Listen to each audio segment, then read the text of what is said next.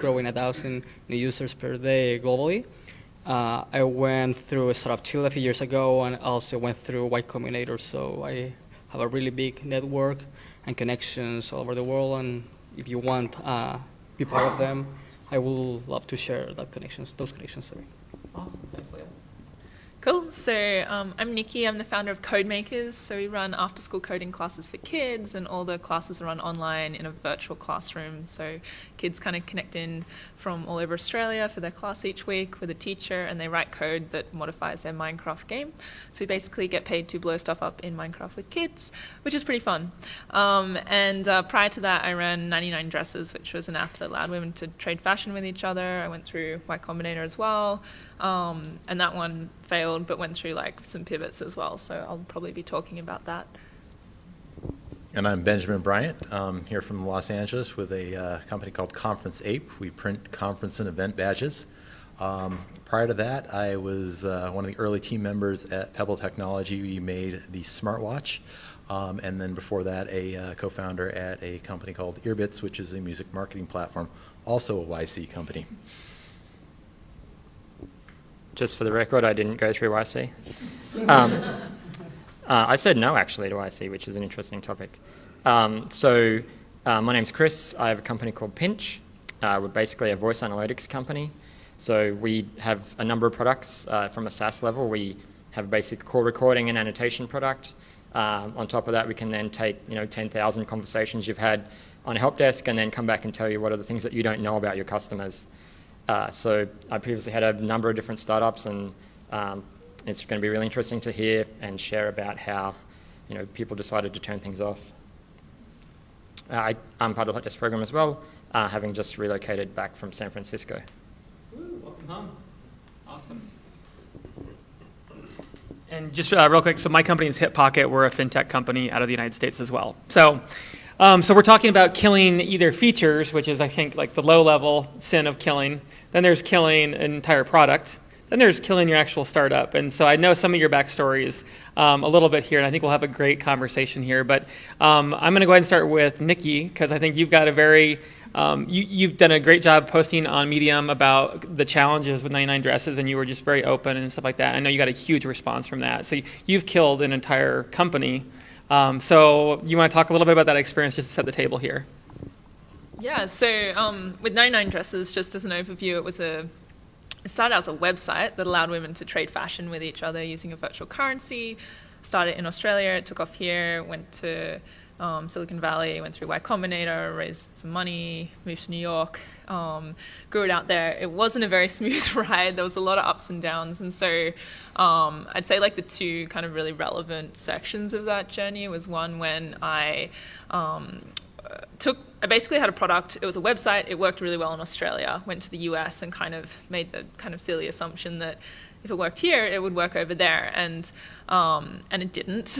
And so it was, and then I had all these visa issues. So I was stuck in Australia, had a product in the US, and it just like, you could just feel it, like the numbers weren't there. It was really kind of getting a hard time getting traction, especially compared to like in Australia, it just clicked, took off, like, and so it was kind of night and day. And it got to the point where I got on a plane and I was just like, I'm just going to America and figuring out like what we're going to do about this, and just talk to a lot of kind of women or potential customers, I guess, in that demographic. And that was like my first big mistake, was because of the disconnect, I think, between me being in Australia and customers being in the US. I noticed that every time my product veered off course, it was because I was neglecting talking to customers. Like I felt out of touch with them. So I went and talked to and interviewed like a bunch of women, and it was very, very clear themes about like why it wasn't working in the US. And one of the key things that came out of it was like a lot of people saying, look, love the concept, I'm not going to touch it unless it's a mobile app. And just, it was Australia was like a few years behind in the whole mobile app trend. And so it, like, everything was not mobile app at the time in Australia, whereas in the US, that's where everything was going. And I just, like, we'd always been a website. And so it was that decision of like, I went back to the drawing board and said, okay, like, here are all the different issues or things that aren't working and why they're not working, which I had the data on that. And I said, I still want to solve this problem. How do we solve it for the US market? And we had to redo our entire model, which meant like redoing a lot of the trading mechanics and everything to make it more about instant gratification, and redid the whole business model, all that kind of stuff. And then we also made the decision, and by we I mean me, to chuck out our website completely, not support it at all, and just go entirely mobile. And I communicated that really poorly with the team. I would say, like, especially when you'd spent so long working with a team on building something, and then you have to communicate, actually, like, we're scrapping all of that. I mean, you still kind of will have some of the code base you can use, but we were essentially going to have to rebuild like a native app at the time. And so I kind of felt like there was like a bit of a mutiny brewing, and I was like in America and they were in Australia, so I got on the plane, kind of came home, and we all got on the same page about it. And it ended up being such a good decision because like that's what saved the company. Like we redid it all, and that app like took off in America. So that was kind of like a brief overview of that side of things. And then the other thing was the whole business overall failed. And I think, to be honest, I think it failed because a round of funding fell through at the last minute, which was a symptom of a bigger problem, which was, I think, that it was a great product, great community, shitty market to be in as like a business, I think. And I think also, like, I probably could have salvaged it somewhere. Like, if I really had if I really had wanted to, I maybe could have like gone and really hustled and kind of raised another round of funding. But I had an investor I was speaking to, one of my investors, and on the phone with him, and he's like, look, just put aside the fact that I'm an investor. Do you want to spend the next, few years of your life on this? You got to think about the opportunity cost. I was 21 or 22 at the time. And I realized I didn't believe in it anymore. And I think it was because I'd seen it play out. I'd seen the nuance of the market. What had started out as this great idea in my head, and people had used it, but like from a business point of view and the unit economics and the market forces and like all this different stuff that you learn over 4 years, I didn't like believe in it. And so like I think out of stubbornness and kind of I probably would have kept going with it, just because I don't see myself as someone who gives up, and that's like the narrative that entrepreneurs like to tell themselves, like, I don't give up. But I was very lucky that I was kind of killed, or like the startup was murdered because we couldn't get the extra round of funding. And so it was like I was forced to give up, which was a very, very good thing for me, because I don't think I would have willingly done it. So, it was kind of good to be shot in the head a little bit.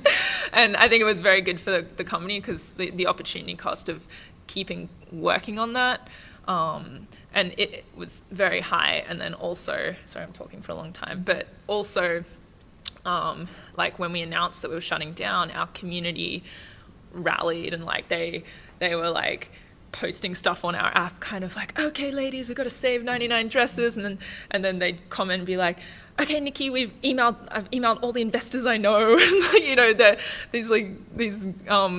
then they're like, oh, Nikki, you've got all our credit cards on file. Why don't you just like charge us a subscription fee? And I'm like, that's so cute, but you don't understand like how much money it costs to run these, like, to pay for developers and all this extra stuff. Like, so it was a heartbreaking thing from the community point of view to have to shut down the community of women who are like obsessed, like the women who love this app. It was a huge part of their life.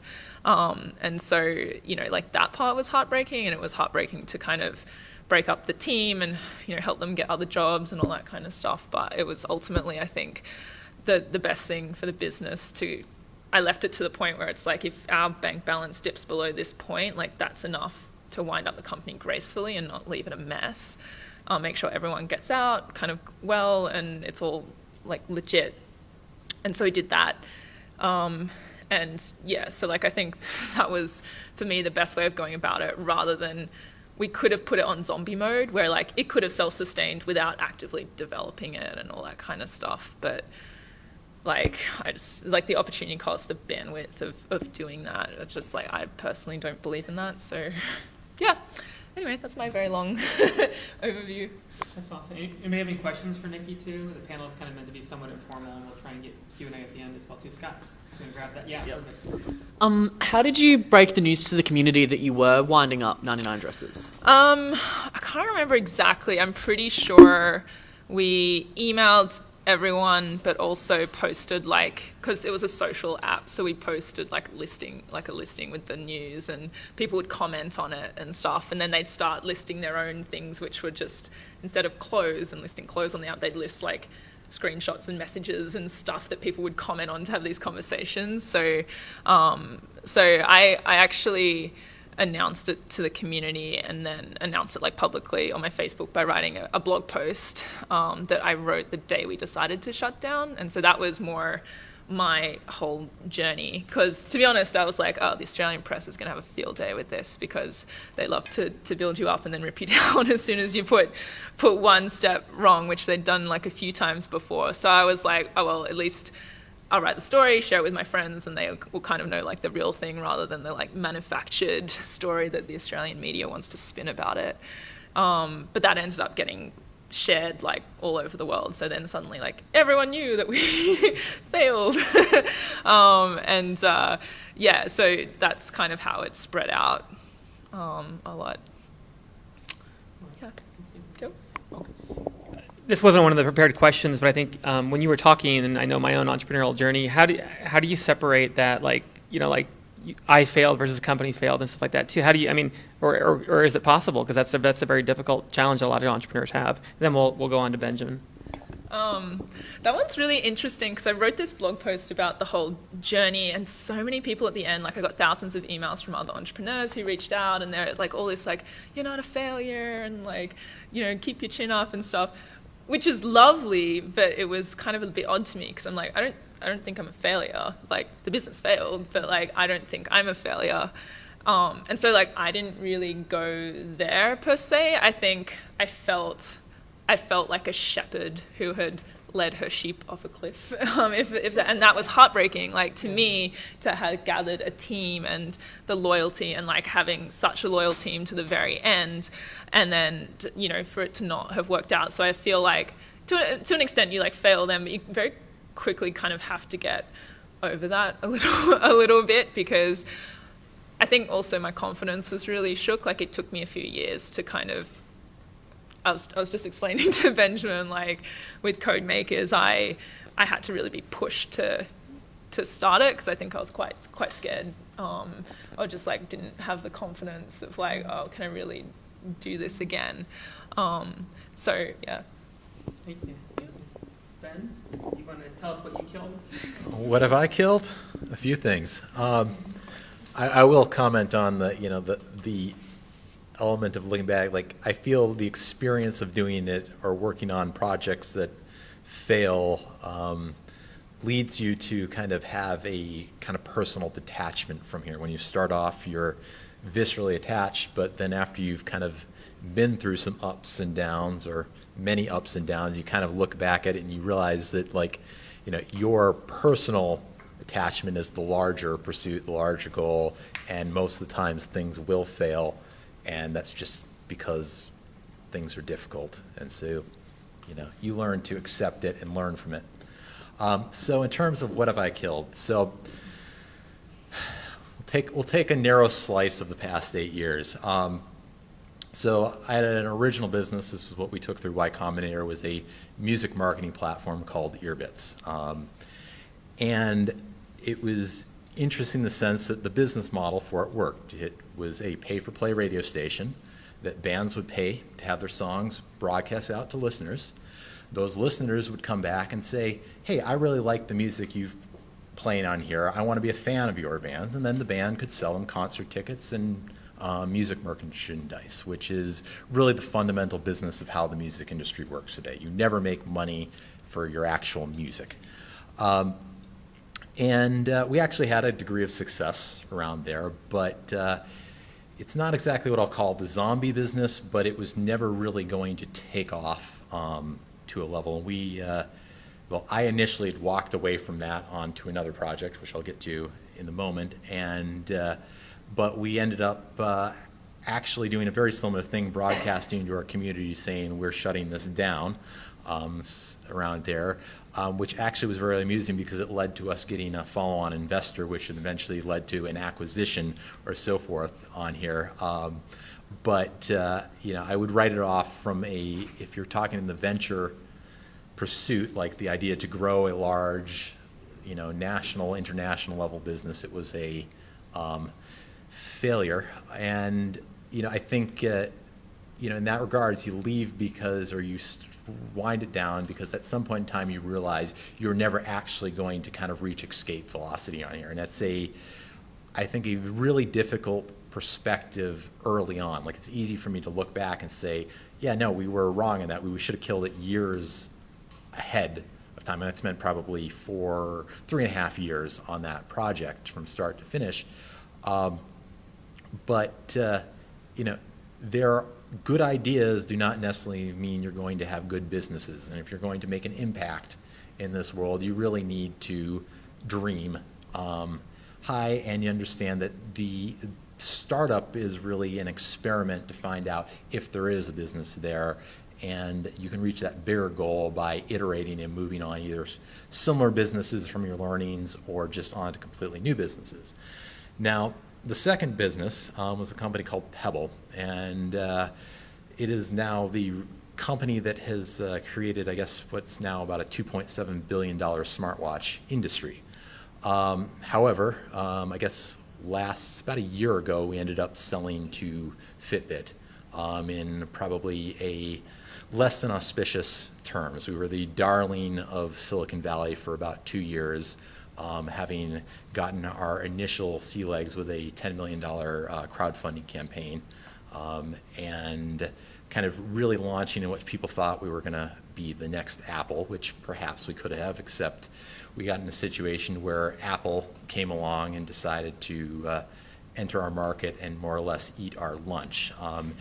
And so in that regards, I can say, not that I've actively killed or actively been the part here, but have been in a situation where we've had to take a 180-person company and kind of realize that ultimately this business, despite having, growth in the, large double digits on an annual basis and really going that venture-backed skyrocketing growth there, was actually not going to reach the true escape velocity. Like, it was not going to become a business that can IPO and so forth. And maybe we could have exited earlier, in which I think would be a great return for the investors. Instead, we decided to take it to the absolute bitter end here. We had to be dragged out of the door, kicking and screaming.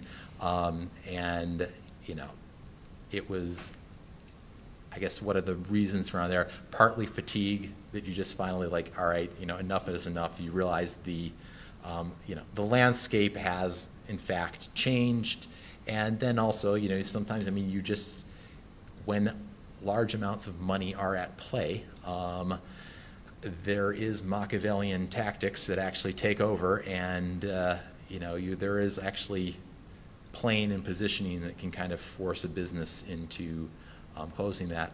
I guess the only other thing I'd say with Inside, in the latter time at Pebble, I actually adopted the title, which was called Head of Special Projects, where my role was to try out every new harebrained idea that we had came up with and validate whether or not it was good. So it was actually running a lot of little micro mini startups with Inside, I guess, an organization that actually had some structure there, but it led to many situations where you'd go on, you'd find ideas that were really good, and you'd say, you know what, the market's not here, the timing's right here, and you had to kind of curtail it off. One was a project, we called it Pebble Concierge, but the idea was if I could speak into a watch and ask a question, make a request, and that request would happen. We did that by having a panel of people that would actually respond to those requests. Like, what would that interaction pattern be? Is there a business there? And it was really fascinating. You actually found out, you had people that absolutely loved that project. It probably is a scalable business, but it was not the right business for where we were at that particular point in time as a company. So you have to face the facts and you say, this is not worth the investment around here, so let's kill it off now. Also another project, Pebble Core, it was a venture out into a new hardware project. The idea, if you had a connected iPod shuffle, so something for a runner to go out, they can track their runs, they can listen to their streaming music on Spotify, and if they need to make a call, they can press a button on it in this audio-only interface. And that we actually took to a full-on Kickstarter campaign around there, and raised a substantial amount of money on that for that actual project. But then again, in the face of a business that is not, getting to the point that you're now facing true survival sides of things here, you have to cull off those sorts of projects for, the ultimate health of the business, or, in this particular case, the responsibility that you owe to your employees at a large organization. So I'll leave it there for now. Question for Benjamin? I've got one for you. Well, because you didn't really, cover this, but I know Nikki did. How did you communicate those decisions to shut it down with your investors and your employees? How difficult was that, or was it easier? Did they see it coming, et cetera? I can't actually remember back to Earbits. That was I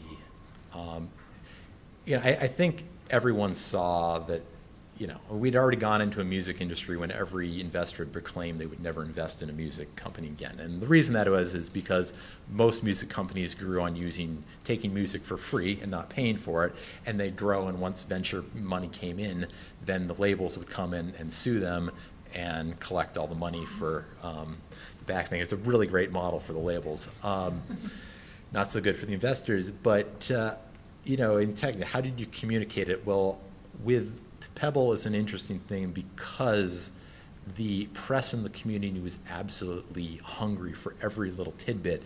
And so, we had more of an issue in trying to keep news under wraps rather than not. And as things would, leak out and so forth, it would cause, rippling news stories that would go, across the tech community and around the major publications. And, there is a lot of misinformation that had come out on various sides of things from there, which, we were actually, you never had an issue with communicating your investors. At the venture Series A level, you have a very tight loop with your key investors on there. But the wider community and so forth, every word, every little signal that would come out would generate its own news cycle. And while one would say, hey, that's probably not great that a story is running on its own, you actually loved it from a business perspective, because any news story was traffic, was awareness, which actually did still generate sales, even if it was good or not. And, the adage that, all news is good news actually holds true kind of regardless, my personal opinion. Okay. Can I ask a question? I love the Pebble Core. I ordered 10 because it fitted exactly with what I want to do, which was have that wearable recording all day and give it a tap and do all these really fancy things. I'm curious, how did you, if you're really running these special projects and for any sort of business, how did you sort of do that validation when, it's hard to build a piece of hardware? Kickstarter is very stringent in making sure that things are somewhat real.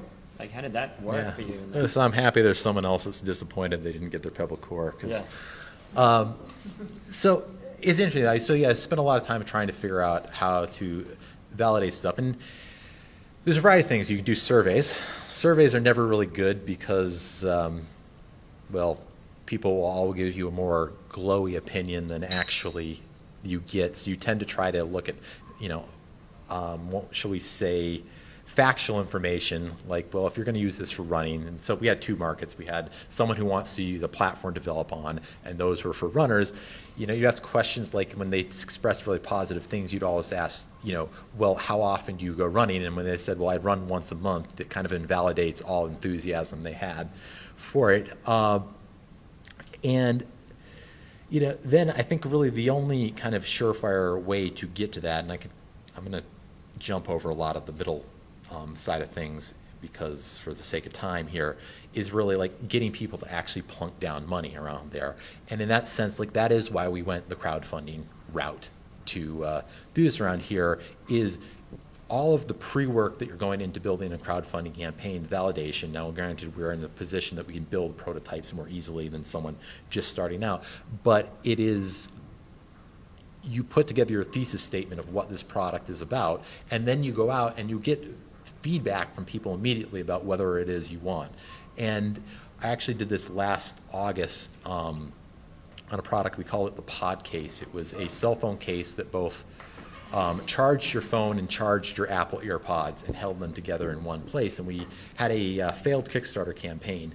But what was really fascinating is we were able to, in the span of a month, take an idea for a product, work to prototype that product, build marketing assets in 2 weeks, and put out a crowdfunding campaign where we immediately get response back about what people really truly liked about that, and then learned why this was not right at this place in time. It was not that we built a product that didn't solve a need for any individual. We built a product going into a market where basically no one has AirPods to use at this point in time. So looking around on the Caltrain in San Francisco where everyone's wearing it, you realize it's not actually representative of the wider market.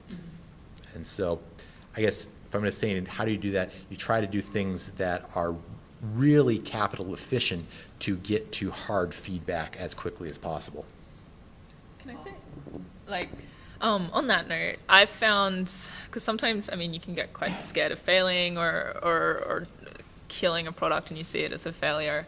And I find if you think about it and, like Benjamin said, detach from the outcome, if you can just take an attitude or really try and foster an attitude of curiosity, like put yourself in the shoes of, I'm a scientist and I'm curious, like, you know, if I do this, like, is it going to have an effect? And I find just like making that slight mental shift will take you from this like almost fearful thing of like, oh, you know, is it going to work or not? And in attaching yourself to the outcome of that versus kind of like, I don't know, like, oh, I know that there's a solution out there somewhere and it's like a treasure hunt, and like when we go over here and then, you know, and get another clue and you go this way. And so, I mean, as Benjamin was talking, I was thinking also about another time I killed something was with code makers this time. I started off running workshops for teenage girls, like teaching them how to code, and it was like it was an experiment. Like I had no intention of building a business model around running physical in-person workshops, but and there are a few things about the model that were kind of a little frustrating to me, but what was interesting is sometimes you notice other things pulling you in a direction. So I just organically was getting, people had heard that I was teaching coding stuff, and I had parents start to come out of the woodworks, like phoning me up or emailing me like, oh, I have like an 8-year-old, 9-year-old, like, can you teach them to code? And I'd say, well, I only teach like teenagers and girls is our focus area. And it got to the point where that was happening more and like was way easier. Like it felt easier for me. I'm like, well, I'm getting all these people like younger, like demand for younger kids. And then they say, okay, well, if you don't do it, like, what can you recommend? I'm like, like, well, there's not really much out there. And so feeling that pull from somewhere else, or kind of naturally kind of finding that organic road into something else. So, but when that happened, I was kind of like, I had that realization, and instead of just, I really was like, okay, I'm going to validate like all these different things, and went through like interviewing, just hustling and to get it, like anyone I could find who had a kid that was that age, and go and interview them, talk to them for 20 minutes on the phone, and do that. And I had all these risks kind of laid out around this business model I wanted to do, and went and validated them, got our first customers like very, very quickly, and started building the product out from there. And it was all this, tried to take on an attitude of like curiosity rather than this is the be all and end all, and like it has to work. And as soon as I was kind of fairly confident that, you know, within a couple of weeks that's a way better track than doing the teenage thing, just like and I still get parents of like teenagers, oh, when are you running your next thing? And I just say, no, it's done. Like, sorry. And just like being very, very, very focused and not trying to like, I find, especially when you've got limited resources, like diluting across multiple projects and stuff. Anyway. Can I share my take? Yeah, so Chris is the contrarian, so I'm going to save you till the end. But Leo, why don't you? Before that. No, he's the contrarian. He's the one who killed something, and you should have kept it alive later. So let's hear from Leo. Okay, so my story is not that hard as yours. A couple of years ago, one of my Chilean investors pushed us to build a new product. We connect teachers with their students so they can communicate, collaborate, and share in online classrooms. These online classrooms give tools to teachers to help them save time, and to students to help them get better outcomes. So at that time, we didn't have a strong business model, and our investors told us that we should build a kind of marketplace to sell educational content because we were running out of money. We took the advice. I mean, they were really pushy because it was their money. We took that into account. We started building that product. It took us like 6 months. We saw that we were losing money building that product. And at the end, the final decision, 6 months after building the product, or 6 months after launching the product, we realized that we weren't making any money with that. We lost money building that product. And one day I just confronted one of my investors and I told him, I know that you want to make money out of this because it's your task as an investor, but it was my mistake letting you take over the direction of my company. So from one day to the next one, I just told the team that we should keep the product. We kept a couple of little features of that marketplace, which evolved into our file sharing service inside Udemy. And our investors at first weren't really happy about that decision because we lost a lot of money. But in the end, turned out that it was a better decision. Actually, shutting down that service and making a decision that hadn't our investors involved in an everyday basis operations. It was the best decision for us. That's my little cut on that. And the other product we killed, it was also a file sharing system, and we were charging teachers to have more space in Udemy to save files. And one of my former co-founders was really keen to build that. We were having fightings every day because of that, because I felt that we were losing money.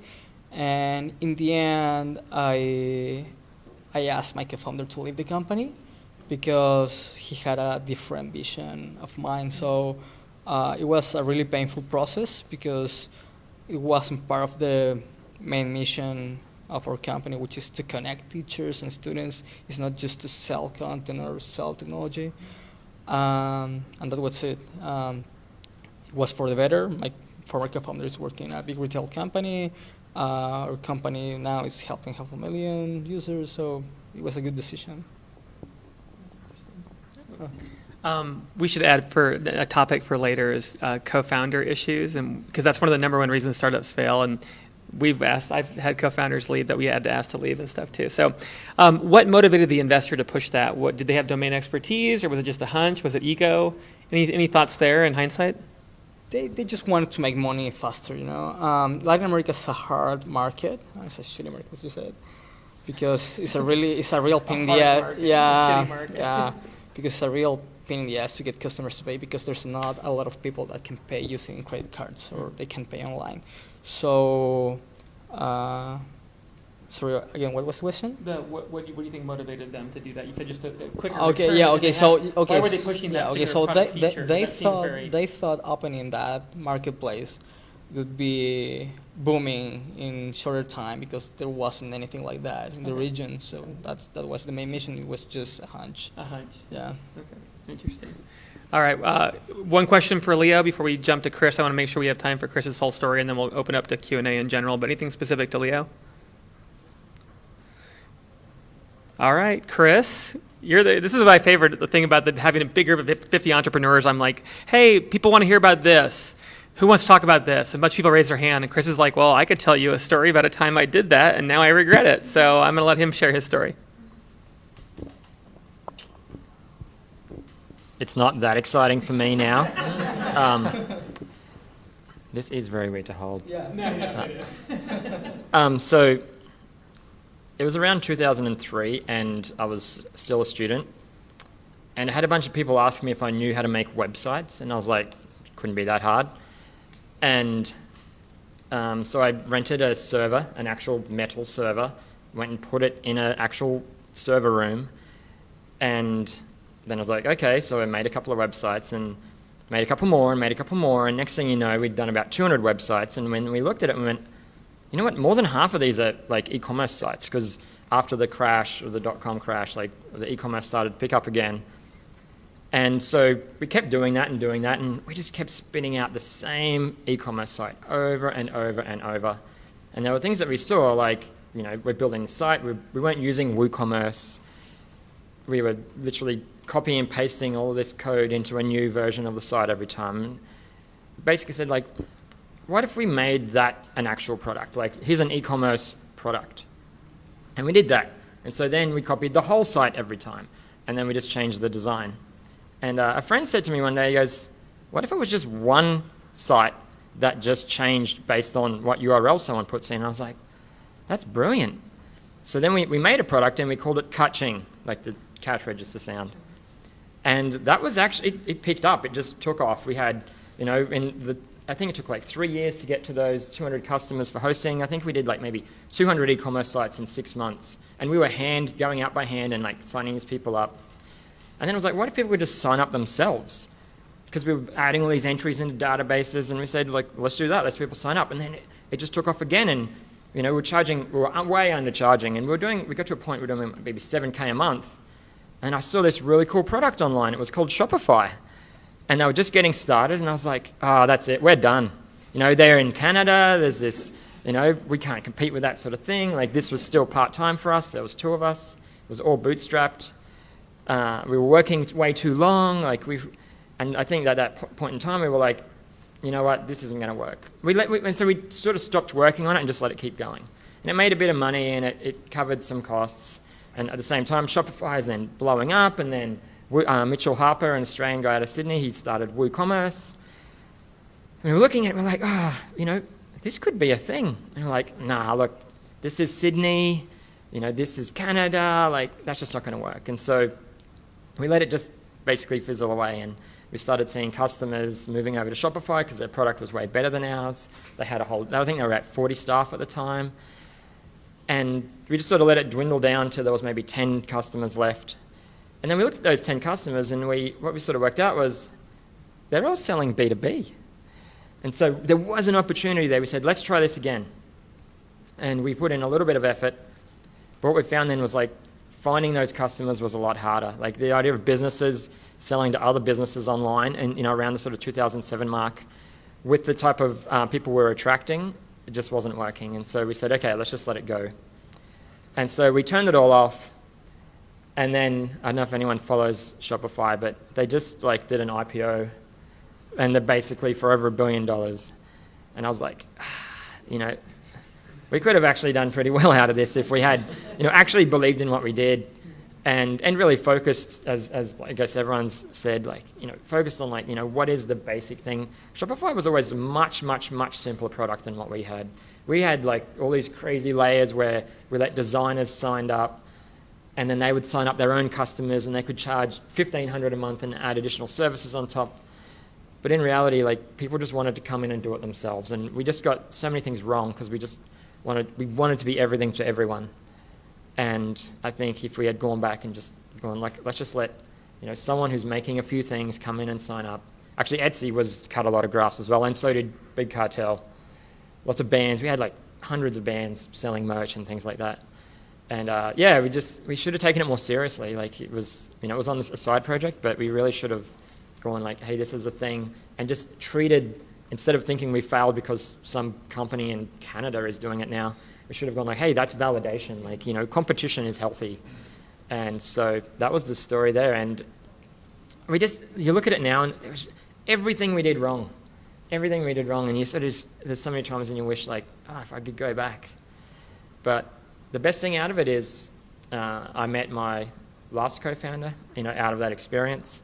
Got to do a great accelerator, got to build a great network both locally and in the US of investors and just other smart entrepreneurs. So would I go back and do it again? Yes, and I think that's the idea of celebrating failure. I think it's really important to think of it like you are a product scientist, as Nikki's sort of saying, or a business scientist, and just say oh, that thing caught fire. Oh well, make sure we learn not to set it on fire next time and keep going. And believe in yourself. I think that was the biggest thing. And I see that here in Brisbane, and in Australia. People are building great things. Coming from San Francisco, seeing people, building great products and having great teams, and just the US isn't necessarily the land of milk and honey. Sorry, but we have just as many capable people here. We just have to believe in ourselves more and be more ambitious. That's awesome. Questions for Chris? Something hard.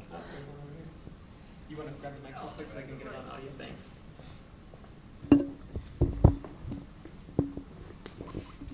I think you touched on one of the key things that I've been through in my short career was you try to make something perfect and you try to add features after features after feature. And in my experience, that can be a massive failure before the customer actually validates what they want. Like you said, Shopify is very simple. Your platform had multi-layered features and components that could actually help them.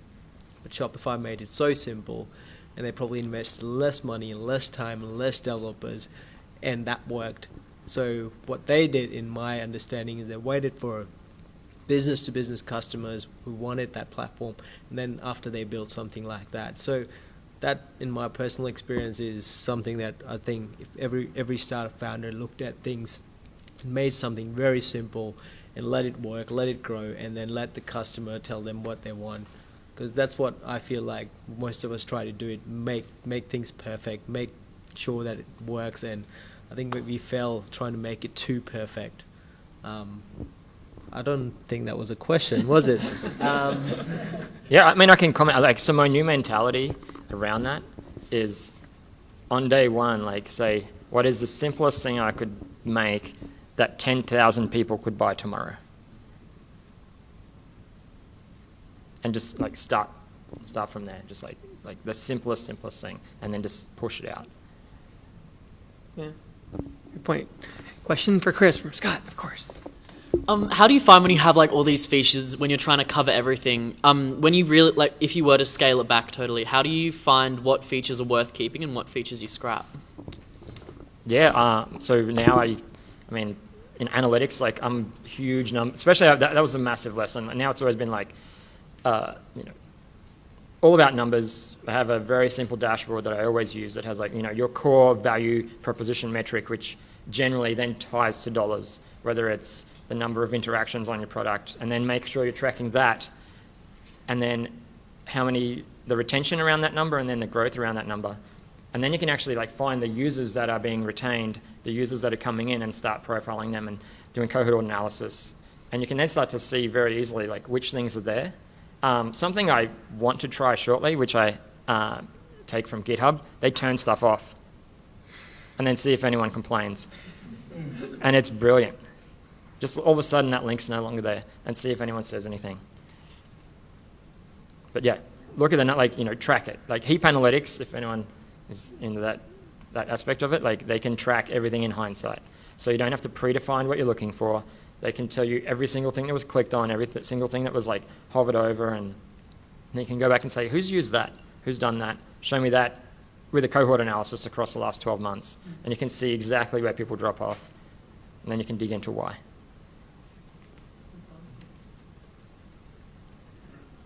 Other questions for anybody on the panel too? We can open it up. It's not just Chris, but do you have other questions for anybody else? Thanks for sharing, guys. Is that, yeah, it's good. Would you only now start companies doing customer discovery first? Chris, you were just saying, what can I build that 10,000 people would, that sounds like an experiment, but would you still do customer discovery first? I'll answer that. So, I mean, I'll tell you, this is the process I went through to create CodeMakers what it is today. So what it is today is basically kids the parents book them into 10-week courses, and parents pay like $34 a week for their child's class, and then the child logs in each week at their allocated time, and in their class of like 3 to 5 kids with a teacher, they write code, modifies their Minecraft game. So at the moment, like, we have like an online booking system, and parents can like put in their credit card and pay, and there's like all this stuff around it. But when we started and we had just an idea, we basically wrote like a list of risks. So one of them was like, well, do kids want to even learn how to mod Minecraft? Do they, what do parents think of an online class? Which was actually quite a scary thing for me. I'm like, I don't want to do this if I have to do physical in-person classes. Then there was technical risk.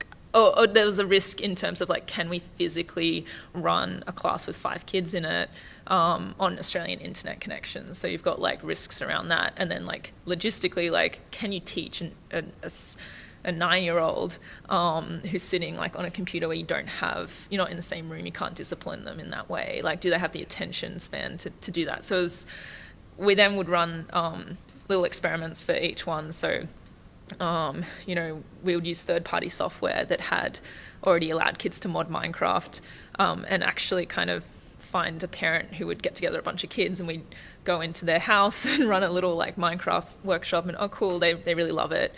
And then it's like, okay, well, why don't we do like a one-on-one lesson on that, using that software on Google Hangouts, and see like, can we keep their attention for an hour with just one kid? And once we started, like, that was pretty quick to validate. And also, I think I interviewed maybe like 20 parents or something. And, you'd learn stuff like when you talk about the problem and just like finding out about like their lifestyle and how they think about this space and what the kids do and what they think about coding, to find out if they're actually believe in the value of it.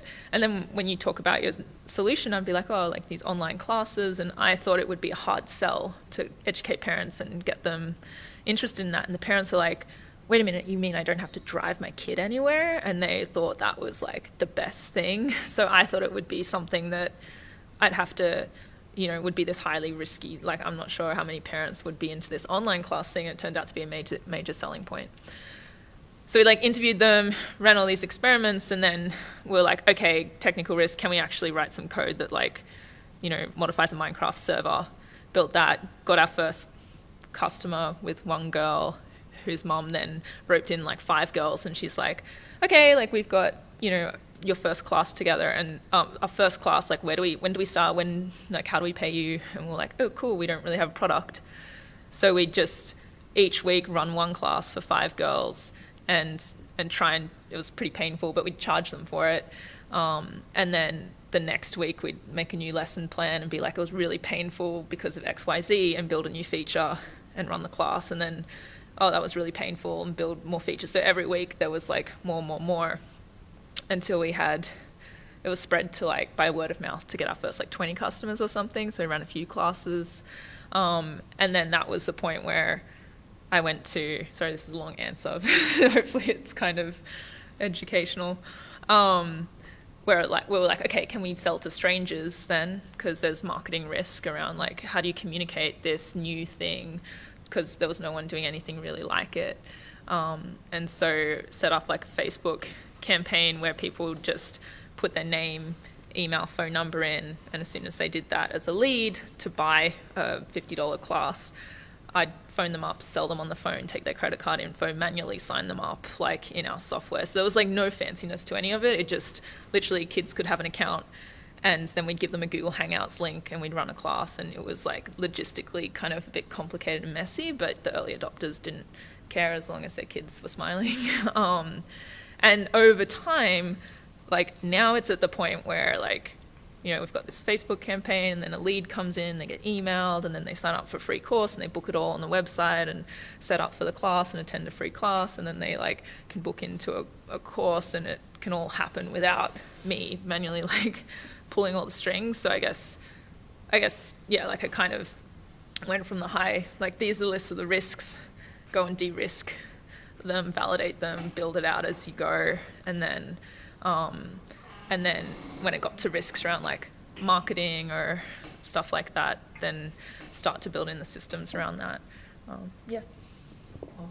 I think the short answer is always, before building something, go find customers.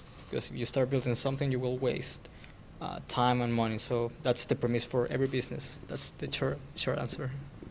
Yeah, excellent. All right, so we only got like 2 minutes left. So I'll go down real quick here and just say, give me, what's the one thing that's really changed about your outlook after having gone through an experience like that? Because it's not just killing a feature. I mean, you've gone down a path to build something, something's happened. There's a lot of like, okay, what do I do with this information, whatever. And I'm sure you come out of it with an entirely different perspective, or something that's kind of changed about how you approach what you do now. So share that with the group, because, you know, first-time entrepreneurs, whatever, these stories do help them, obviously. Okay, so first, always be sure you have potential customers. After building whatever you're building, measure everything, because in that way you will be sure that your product is working or not. So that's my take. Before killing it. So I'll talk generally more on like shutting down the whole business or that failing. I think as soon as you stop believing in it, like you don't have that gut level conviction that it. I just think it's the lost cause trying to convince investors or employees or anything. Like as soon as that's gone, I think shut it down. Yeah, like that's probably my key takeaway.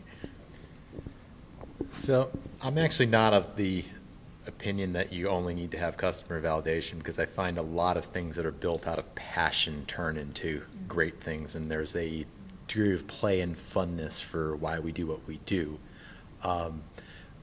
But in terms of, you know, how that relates to my takeaway here, it is really hard to get at, like we all read something about lean startups or, you know, any kind of efficient process doing there. It's really hard to actually truly understand, like, how do you implement that in terms of a business? So without kind of going through it, what I think that's changed about my perspective is here that I really get that any given product or so forth, there is, you know, once you've had your fun, there's something that's really core about whether it's going to be a business, whether other people are going to want this. You know, something very intrinsic to the business, and you generally spend a lot of time working around that because no one really wants to know that the thing you're passionate about or you're into is going to actually fail.